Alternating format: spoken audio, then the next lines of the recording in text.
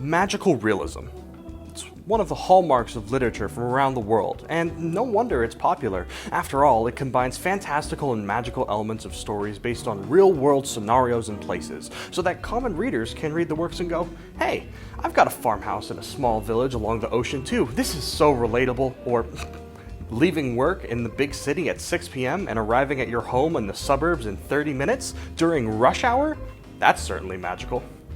But because magical realism is so popular and has such a vast catalog of works, I'm going to save you guys some time and read a collection of some of the more popular works from around the world and then rank them for you, based on how cool the story is and how weird the magic gets.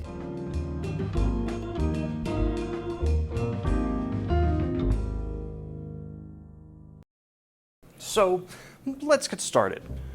I know that my explanation earlier made it sound kind of hokey and insignificant, but magical realism isn't just modern Harry Potter fanfictions and all those young adult fantasy novels that took the world by storm in the mid-2000s. Magical realism actually holds a very important role in global literature, especially in underrepresented cultures. But to better understand this concept, let's define it real quickly. Magical realism first appeared in the 1920s in Germany after the art critic Franz Roh used the term magischer Realismus to describe a painting style known as... I'm not even going to try that one. But the point is that it was first used to describe art, and then resurfaced in literature to describe Spanish-American fiction from the 1950s by critic Angel Flores. Magical realism is a style that's defined by a few very specific traits. A, it normally takes place in a real-world location or has a realistic description of the modern world. B, it has some magical elements commonly employed to make a statement or examine some aspect of the real world. And C, it has authorial reticence, which is the deliberate withholding of information and explanations about the fictitious world. Most magical realism stories present their magical things as normal, like happening in an everyday setting. This isn't true of all stories, but authors leaving you in the dark about how the magic works often is.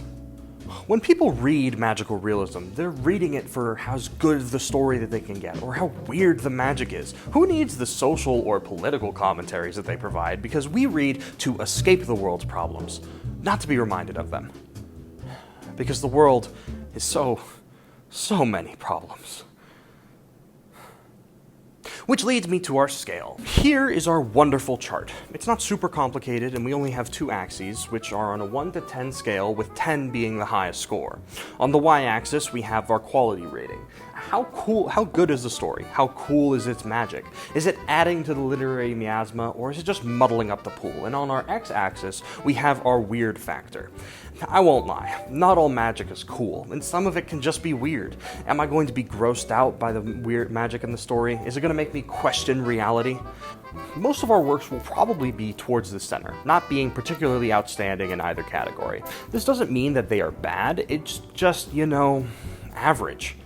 We'll tackle the outliers towards the end of the video, with top left being a story that is really good, but, not very weird, and our bottom right being a story that isn't really fantastic, probably just average in terms of just story writing, but its magic is like a shroom-induced hallucination. Alrighty, now that we've gotten that out of the way, let's jump into it. I've got 11 works here that I've read and rated, and I can't explain every single one of them with a full, complete summary, or else that video would be 90 minutes long, so I'm going to do brief summaries for each. Our first video is House Taken Over by Julio Cortázar. This story follows a couple living in a house and slowly gets taken over by an unknown force. It's short, concise, and a bit on the nose with the allusions to colonialism and displacement, but it's still a good work, and it's going to be the first of our works lying here in the middle zone. We'll tackle our next Cortázar piece while I'm here, and it's The Night Face Up. It's a story about a dude in a bike accident who then has flashbacks or fever dreams to an ancient civilization where he's running from warriors that are hunting him. It ranks slightly higher on our graph because the audience doesn't know if the dude is tripping balls because of the accident or if he's actually being transported to the past. It's a good read, but I kept on getting distracted by images of Temple Runner sprinting through my head. Next up, we have TV People by Haruki Murakami. This piece is more surrealist than the others, making it rank slightly higher on the weird scale. The story follows a businessman as the TV people are interacting with the world around him, and he's the only one that seems to notice them and the only one that really questions why they're there. Yeah.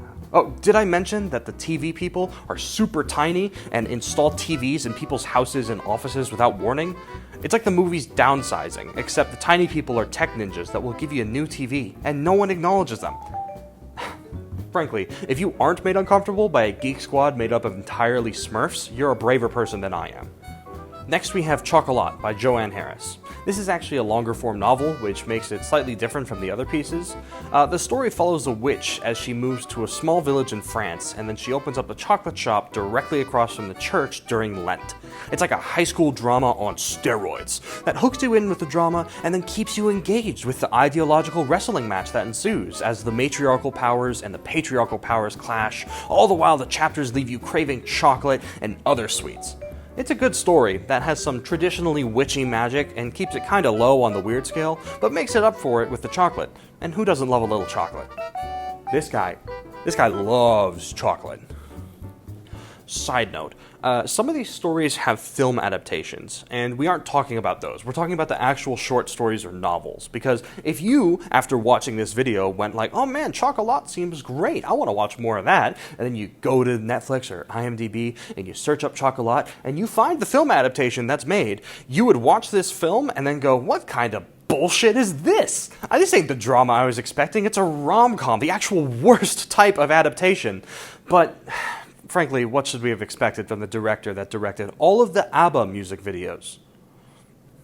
Anyways, up next is The Aleph by Jorge Luis Borges. This is the first of two pieces that I will talk about from Borges, and it's the longest narrative of the two. I won't lie, the story is good. We follow a writer who thinks he's the next great author, but in reality he's not. It's his friend is, and it's because his friend has a place where all the images of time and space coincide into a single moment in his basement that acts as his muse. What? This piece definitely did not explore the ramifications of this revelation, as couldn't have his friend just copied some piece from far in the future and just passed it off of his own? If you see everything in an instant, but our brains can't remember that much, how is he not batshit insane from the cursed knowledge that's bestowed upon him? And by cursed knowledge, I don't mean the darkest secrets of humanity and the universe. I mean that this man has the knowledge of the entirety of the Real Housewives and Keeping Up with the Kardashians reality series crammed in between his ears somewhere. I couldn't continue to live if I knew all of that. And moving on to a much more somber topic, we have And of the Clay We Are Created by Isabella Lend. This was a really good example of magical realism that isn't all that magical. We follow a story of a news reporter who is at the scene of a terrible mudslide and is desperately trying to save a little girl who is stuck chest high in the mud. The story shows how media and news can create a certain degree of separation from the heart-wrenching tragedies that happen, and as we see the rest of the world move around them, offering condolences and apologies, but not getting the crews what they need to help save the girl. It's a truly heartbreaking tale, and it's the last piece that's going to go in our middle section. Now we've arrived at the outliers, the stories that really embody the fantastic writing and sheer weirdness that exists in this genre. First up, we've got our bottom left piece, which isn't bad, but in comparison to some of the other works that exist, it just doesn't have the same punch as Smurf Television Technicians or Fever Dream Temple Runner. We're looking at The Third Bank of the River by João Guimarães Rosa. It's a story of a father who buys a rowboat, then goes into the river by the village and begins rowing in circles up and down the river for like 60 years. His son is the narrator, and he gives us his thoughts on the whole thing and calls it weird. I agree. It's weird. We've got some references to the ever-flowing nature of time and brings up some conversations about life and death, but that's really it. Our next outlier is The Paper Menagerie by Ken Liu. This is our good writing outlier, which means it's going all the way up here, as it is an absolutely heart-wrenching story following an Asian American boy as he grows up. I'm actually not going to spoil a whole lot about this story, as it just tells a beautiful story of love and acceptance with some minor magical elements. It's a great story. If there's any of the short stories that I've read, I recommend you go read, it's going to be this one. We now move on to this side of the board, which is going to be the out there stories. First up, we've got A Very Old Man with Enormous Wings by Gabriel Garcia Marquez. I'm going to give you two guesses as to what this story is about, and I'm going to lend you in on a little hint. It's not about a young boy with claws. This story's got a really old man with enormous wings crashing into someone's backyard in a small village. And then the village worships it like it's an angel for like 3 weeks. The family whose house it crash landed into charges admission and becomes wealthy off of it, until eventually the hubbub dies down and the old man flies away and the village finds other things to go look at. There's a point in this book where a priest comes by and declares that the winged man is not an angel because he can't speak Latin. By that logic, does that make my friend Dave an angel because he can speak Latin? I really, really hope not, because I've seen Dave do some things. Anyways, my main point is that if the vulture from Spider-Man showed up in my backyard, I wouldn't call him an angel, I'd call the police.